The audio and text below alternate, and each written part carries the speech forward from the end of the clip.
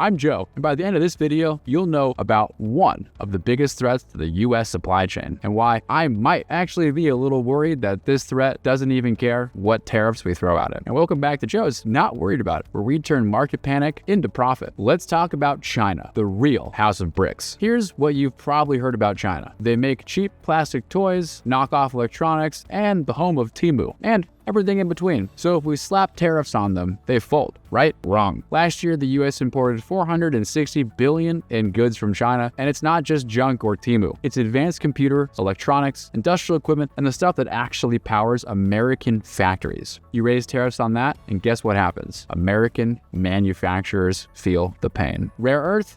Rare leverage. And here's the part no one is talking about. China refines 90% of the world's rare earth minerals. When the US added new tariffs in April 2025, China didn't just complain, they struck right back. They slapped export controls on metals like terbium, dysprosium, and luteum, the ingredients behind electric vehicles, wind turbines, and a lot of military gear. And that's not a bluff, it's a chokehold. And 70% of Americans' critical minerals come from China. So tell me, who really has the leverage here? So what's the bigger picture with BRICS? Well, China is not isolated. It's the backbone of the BRICS, a group that now represent almost 40% of the global GDP by purchasing power. Saudi Arabia and the UAE have joined, and they're building trade channels alternative to the US dollar. That's not a TikTok sales ban. That's a tectonic shift. And China, they're at the center of all of it. So why does this matter for investors? This isn't a morality play. It's a market play. You're about to hear a lot about reshoring and decoupling, but let me be clear. China isn't